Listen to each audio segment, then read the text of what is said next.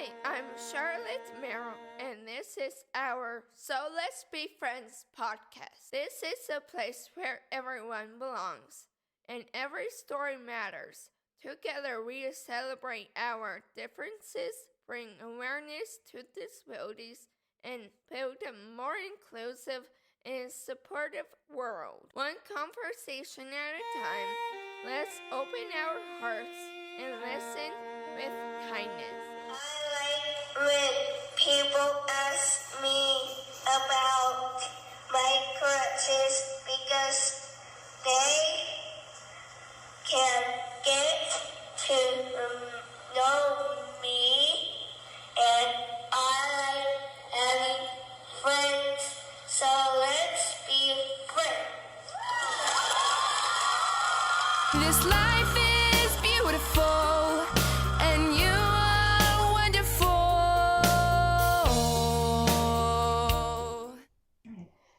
Welcome back to So Let's Be Friends. I'm Charlotte, and today's episode is really close to my heart. I'm sitting down with some incredible moms and women who knew what it means to love, advocate, and never give up. Today we'll talk about the joys and challenges and everyday miracles of being a caregiver and how we can create more inclusion in our communities. So I'm Anna, her mom. I'm the one that is her backup. Awesome. So go ahead and start with Lynette here and ask her the first question.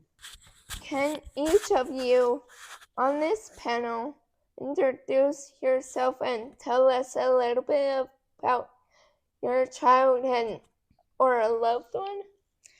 I'm Lynette Nicoll. I have several special needs children. One of them, who's the most severe, is my son, and he was the one that pushed us into helping get the other children diagnosed. So my name is Nancy Ruffell, and I have two special needs children, my second set of kids, and they both are amazing people, but they started off fine at very young, but by the time they were moving into 1 and 2 years old, we started to see delays and realized that there were both physical as well as other elements to those delays. My name is Leah Clarke, and I have 3 kids. I have a 19-year-old, a 15-year-old, and a 12-year-old.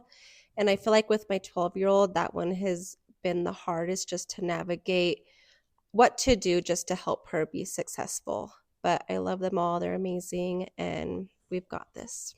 You've got this. I love that. Yes, we got this. Thank you.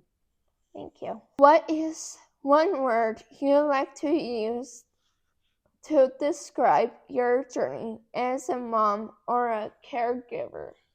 I would choose the word journey, and just because that's what it is. You don't know what you're up against. You don't know what's in the future, and you just have to ride with it. I think one of the words that I really like to use is let it flow. So that's a phrase, I understand. But flexibility, or just let it flow, because things, you make a plan and that plan's not going to work out the way you think it's going to. And so you just have to be willing to go with it. I would say trek, because it's uphill, it's downhill, it's around, it's a stop, and you have to go back. And there are so many twists and turns to it that you learn a lot, but not always is it the easiest. It's hard. Yeah, yes. Thank you. I agree with all of that. All right. When you look back, what was one of your most surprising or joyful moments? When my son was actually able to serve a mission for the church, it was a big deal for us, because he was able to articulate and live on his own for a little while, and then he was able to reach out to people, and there were several that he was able to talk to that had similar problems, who he was the only one who was able to relate to them. So that was amazing. That is amazing. I think one of the most joyful things is to see your children be successful in ways that are quote end quote normal. So when my oldest of the two girls got a job, a full-time job, basically, that has been a really wonderful moment as the younger one is negotiating some of those kinds of things. And they both actually are college students as well. And to see them be successful is wonderful, wonderful, wonderful. It is. You just want them to grow up and be successful. Mine is, and I know we all have different backgrounds with our children, but for my 19-year-old, whenever he was finally in probably 9th grade, I stopped getting phone calls from the principal and teachers and staff. And those phone calls would always end in tears for me because it was him just not being what they pictured fitting into a box, what I would say. So I don't know. I think that was just like a relief off my shoulders to know that he's going to be okay and I don't have to worry about him anymore. Do you mind if I share something that came up? Sorry. I actually got to experience seeing my daughter Caroline with cerebral palsy in choir this week, in the high school choir. And yes, Charlotte has been in the mixed choirs, and I felt like they always kind of hit her a little bit in the choir, and that was hard for Charlotte because she recognized that. But to have Caroline front and center in robes singing in the honor choir, that was the first time I got to feel that my kids were doing something normal, and they earned it and they worked hard for it. So that feeling this week, and I got to share that with my sister today, and I was asking her, is it weird that I'm so excited about this? Just being in the choir and that she hit a soprano and she hit her note. And just to get to feel that feeling of not just her not falling that day or, you know, those are my usual triumphs, but to get to triumph her being in the honor choir and sing with everybody else was such a special moment for us. So very cool. So thank you for reminding me of that. How did you first learn to advocate for your child in school or the community? That's a bit of a rough one. I was told when Josh was 3 that he probably would not progress past a 6-year-old level, that he wouldn't do well in school. So I had to fight back from a doctor telling me this. And when he got to school, I had to have them change things to video for him. And because he could learn from video, but audio just didn't always catch things for him. So I had to be very specific with his goals and his plans and things. And it wasn't that people were angry or mean to him. They just didn't know how to help him. Yeah, that doesn't change, sadly. Yeah. They're like, well, why aren't they doing well? We're doing all these accommodations because those accommodations don't work for every child. Exactly. Sometimes those aren't helpful. Right.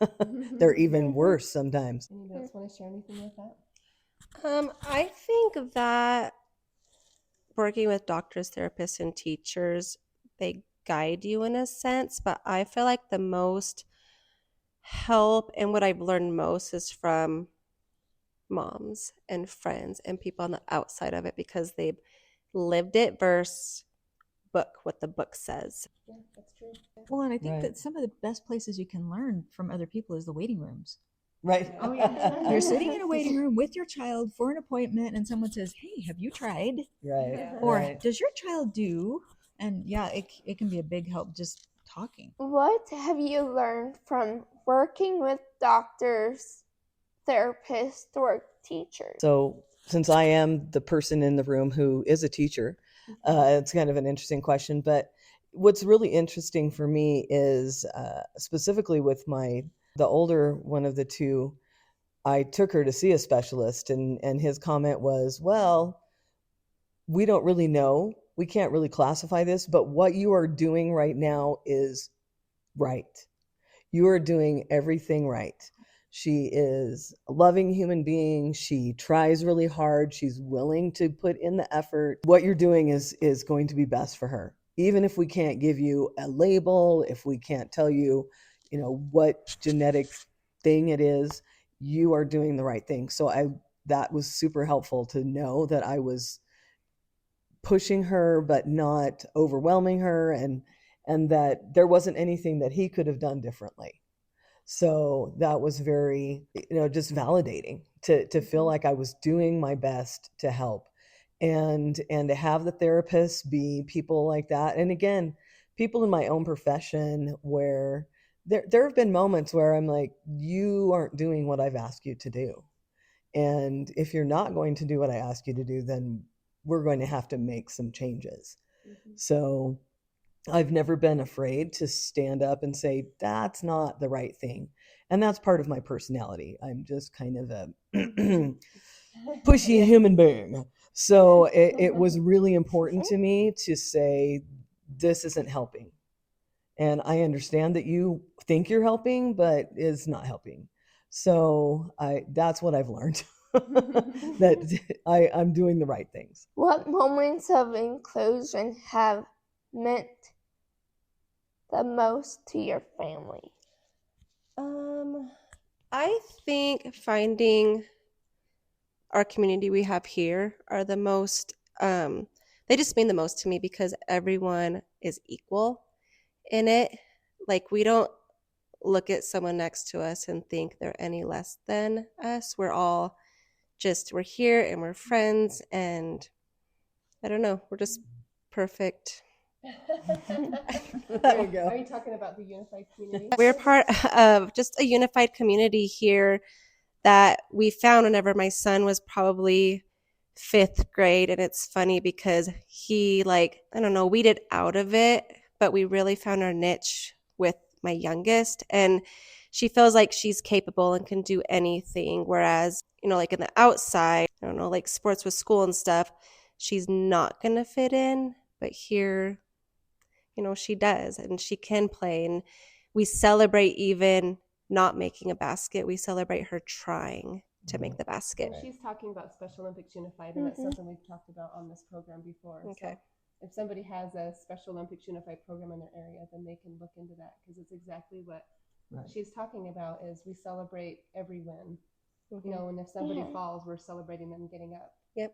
So it's the little things that we celebrate because they're huge to us. Awesome. Thank you. Yeah. How do you balance being a caregiver and also taking care of yourself? Well, I breathe really good. Sometimes you just have to take a breather. I'll put myself in timeout. And there. Mom's going to take a few minutes here. Prayer is big, but also turning to the people who understand and know what you're going through, and being able just to unburden sometimes is very important to me. I think that's really important, to be able to take those moments, because it can be very wearing. And just because we have special needs children doesn't mean we don't have other things that we have to take care of. Full-time jobs, caring for another parent. Some of us live definitely in that age group where we have children, but we also have older parents. And so I think both of those. And so being able to breathe, have a conversation with somebody that feels or lives your life, those experiences are very helpful. Honey, can I? Yes, absolutely. They keep talking about breathing, and that's something I had to learn, because I didn't realize how many times I was holding my breath trying to get through something hard. Yeah. And it took another friend, another mother, who would say breathe. And so for those who are trying to understand what that means, is catch yourself when you're holding your breath. And something else I was given advice to do one time is find that same time every day, so it's consistent, where you actually stop and take those breaths. And hold your breath in for 5 seconds to take a deep breath in. Hold it at the top, is what they say, for another 5 seconds, and then let it out slowly for 5 seconds. And if you can do little intervals of that, that helps get oxygen to your brain and helps your body to slow down, and actually helps a lot. And so my times that I do it is usually once or twice a day, but it's every time I get into the car and I get to the steering wheel, I have a little sticky note in there that says breathe. That reminds me to stop and do that before I drive, and even while I'm driving sometimes. But the other time is, when you have a little fun little thing like my clock says 11:11, I know to stop, take a breath, and say a prayer. And just those little moments have helped me as a mother to get present quickly in the moment and just to be okay and breathe. So I just kind of wanted to explain what that means. Every time they say breathe, it's really important, and stop and take those breaths. So Yeah. Or else you will drive yourself crazy. yes. Insane. Nancy, Yes, what are some That's a big word, misconceptions. misconceptions about being a special needs parent you love others to understand? So this is a question that I kind of thought about a little bit because I think it's a hard question, really. It is. People don't really get it because some children clearly you can see that there's some kind of a disability or something else. And then there's other children who absolutely do not look like there's anything going on other than, whatever normal might be. And so I think the biggest misconception for people is that it's clear that even we know what the heavens we're doing, because frequently we don't know what we're doing either. And we're just trying to get through and figure out what this day is going to be like and how do I help this particular day. Trying to negotiate all of the paperwork and just the living, plus trying to make sure that everybody's fed, and that can be a huge struggle. Like, I'm lucky in that my children don't have some of those problems, but I know plenty of people who do, whose children can't eat or can't stomach particular kinds of foods, or just have a palate that says the only thing I'm going to eat is oatmeal, boiled chicken, and that's it. Like, that's the only thing they can handle. And which would make my life so sad because I don't eat oatmeal, but anyway, that's a whole other conversation. But it's just one of those kinds of issues that you're like, well, it doesn't even look the same. Nobody's life is the same, whether we all have special needs kids or not. Even if we had diagnoses that were exactly the same, it's still not the same. So that, I think, is one of the biggest misconceptions, that we're all living the same life, and we are not. We have to make the decision between a G-tube or not. Right. For some, yeah, Complications come absolutely. with both of those. And I've been at doctor's appointments for the last 2 days. I just got back from Phoenix Children's again and Banner, and having all the doctors and specialists look at my son, trying to figure out why he went nonverbal again, what we're doing with the swallowing, what we're doing with all the different things, and exactly what you talked about, because I had to make that decision a while ago, whether I was put my kids on a G-tube or not, because they choked on food all the time. Right. And is that helping that I did that? Or, you know what I mean? Like, and they're looking at surgeries, trying to see how we can open up him vocally again and figure out what's going on. So, there's a lot of those decisions, and I didn't know 2 days ago I was going to be making those decisions. Right. You had no idea. Yeah. And so now you have to keep adjusting or flowing, like you said. Yeah. Thank you. Absolutely. Charlotte, do you want to share on the misconceptions? That's a tough word. I was trying to think of another word to put there with her. Misconceptions means, so like one of the things I think that Charlotte, and she can add to this, but when she comes home from school or anywhere, she gets so excited when she'll tell me that somebody didn't treat her like a puppy. Oh, if that makes sense. Didn't pat her on the head today. Didn't pat her on the head or tell her how cute she is. Being 21 years old, a lot of times, and I know my sister-in-law experienced it the moment she borrowed Charlotte's wheelchair because she wanted to go shopping with us, and she just had surgery, like a week ago. She's like, it's a different world in a wheelchair. Like, people won't come up and talk to you like you're a baby, or that you're so cute, and she's like, is this what your kids go through all the time? And I think that's a huge misconception. Charlotte, you can share on that if you want, but she loves when people are just a friend to her and not thinking she's just this cute little special needs girl, right? Do you want to share anything on that? That's what the word misconception means. People think that you want to be talked to like you're cute, right? Yeah. Do you guys understand what I'm talking about? But she said one day she came home from school and somebody just opened the door for her and then walked with her to class. And she was just so excited that they were a friend, and didn't just open the door just to be nice because she was special needs with crutches. They carried on the friendship and walked to class with her after. And that was so important to her. And that was just kind of when I started to understand the misconceptions of people thinking they're being nice, and they are, because it's coming from a good place. Yeah. But they want to be treated, with respect and Yeah. dignity like the others. Yeah. And I have one. Like, I like that I carried on like a friendship from high school. When I met like a girl that is like a grade, like 2 grades or one above me.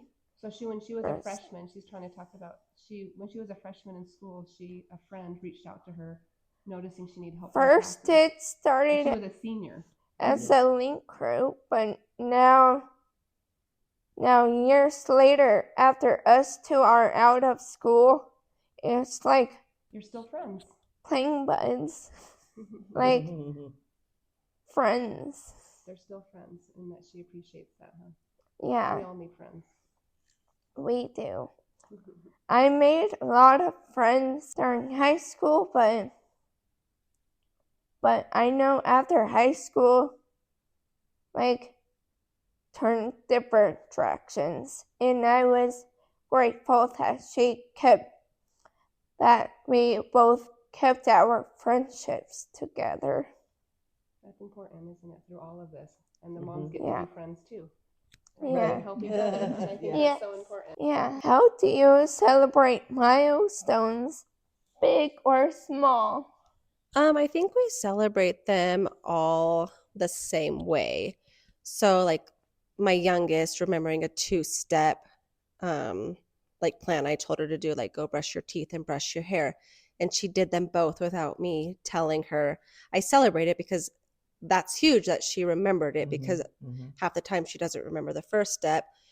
Versus like something bigger, I do celebrate it the same because it's still a huge accomplishment, her just being able to do it. What advice do you give a mom who's just starting this journey? Well, depending on what's going on with the child and what the diagnoses are, get a hold of any Facebook groups or any unified things that you can get a hold of so that you can start having some support. I would say support is the biggest thing. Yeah. Because you need to know that you're not the only one in a boat on the ocean by yourself. And even if, married, not married, it's still hard.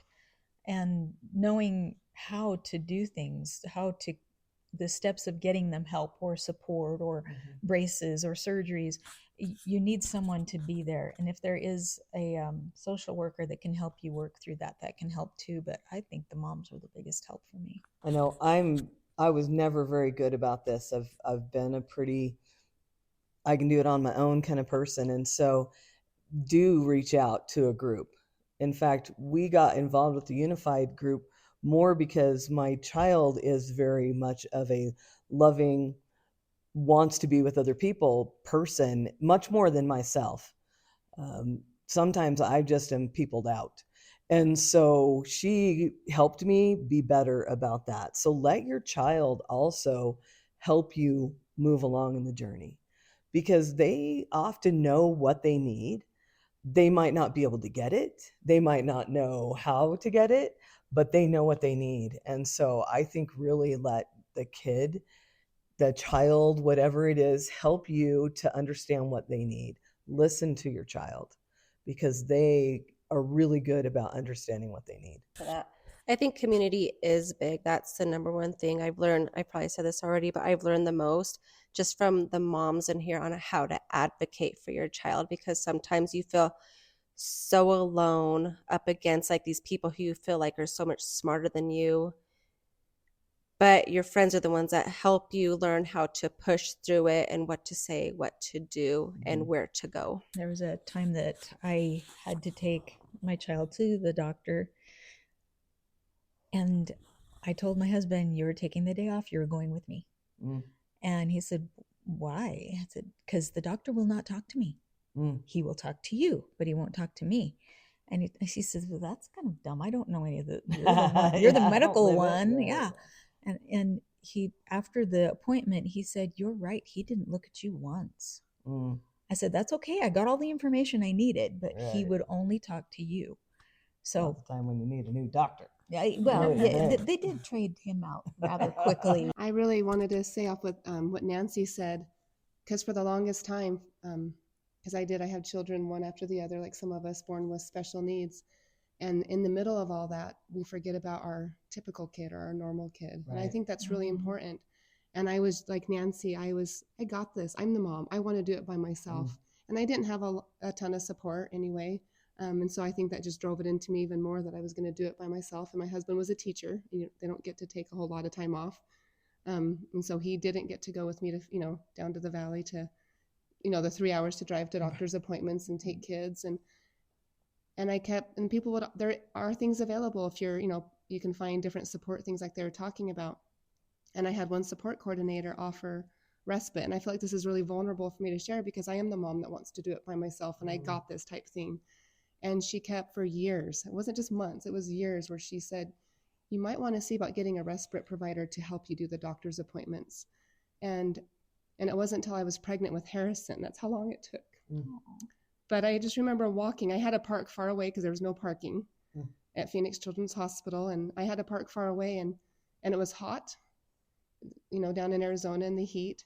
And I remember I was pregnant with Harrison and I was holding Charlotte in one arm because they were trying to walk with their gait trainers, which are little walkers.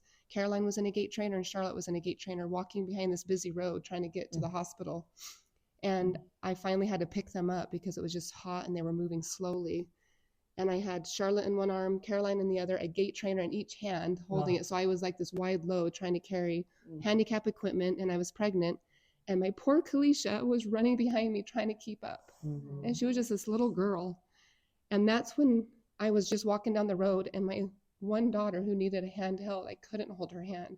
And I was really worried about her back there, just ain't calling her name to keep up with me along this busy road. And I see this person walking towards me. And I was so excited and so grateful. And I thought they were going to help me. And it was, I hate saying a homeless person asking me for help. And I just burst into tears and just had to stop and realized I need some help. And that's when I finally got home and called a support coordinator and said, yes, I could use a respite provider. And so I just wanted to kind of make it clear we don't have to be tough and do it by ourselves because sometimes others will suffer around us or other children that need to be loved and remembered because the others do take a lot more attention. And I hope that's okay to say.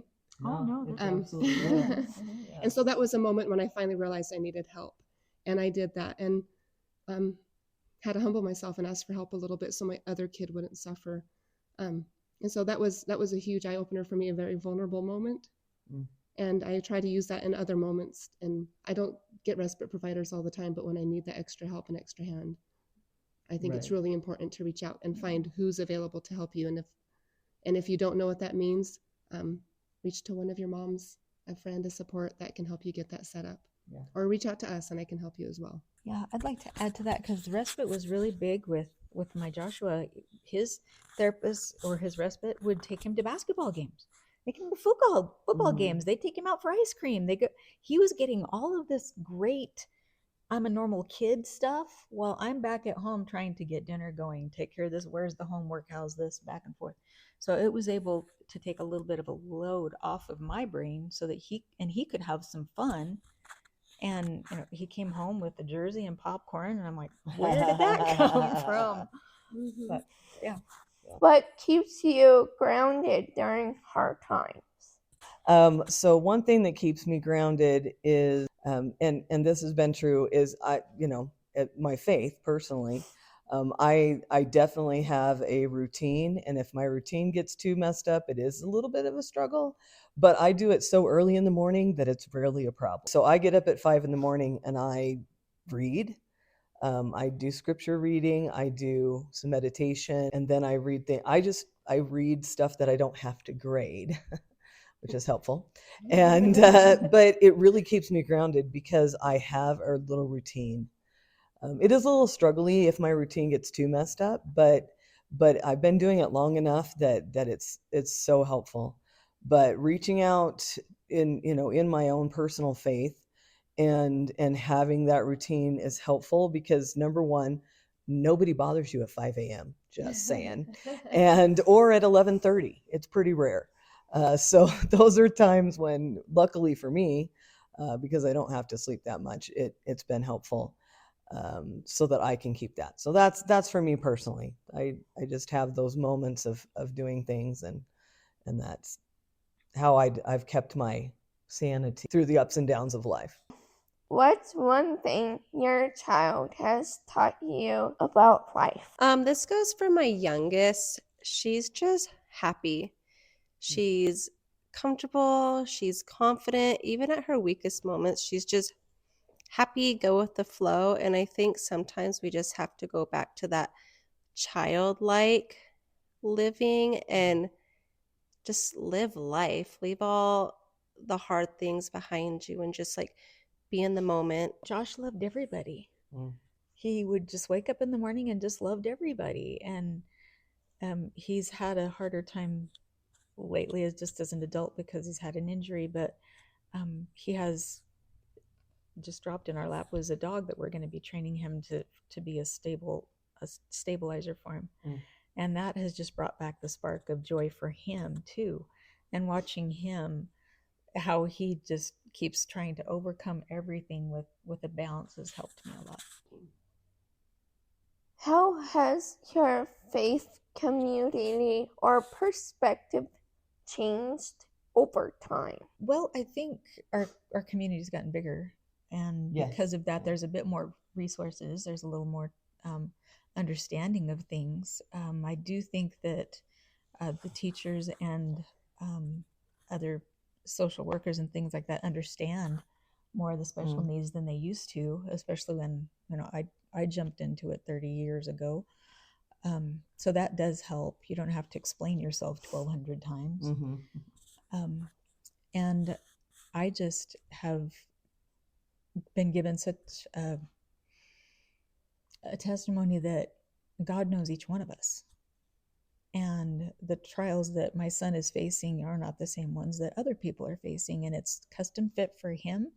I can see how it's helping him grow and progress, even on the sad or down days.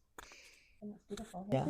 Well, I've kind of already hit the, faith was important to help myself get through the things, because while you have children with special needs, you also probably have other stuff going on.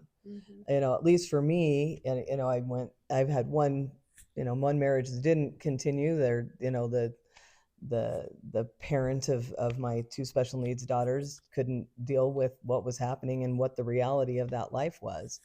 But you find other people that are there to help you to get through those things. And so part of the perspective for me, again, and Anna's pretty much said this as well, is we really have to help one another, but we also have to reach out a little bit and be aware that we don't have to be the island in the stream by ourselves kind of thing. Or, I happen to really like the No Man is an Island little essay, but there's those kinds of things that just doesn't work very well. So that's what I've gained.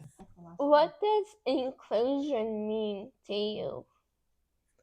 So one of the things with inclusion isn't that everybody has to be the same, but everybody needs to just accept how others are and let them be who they are.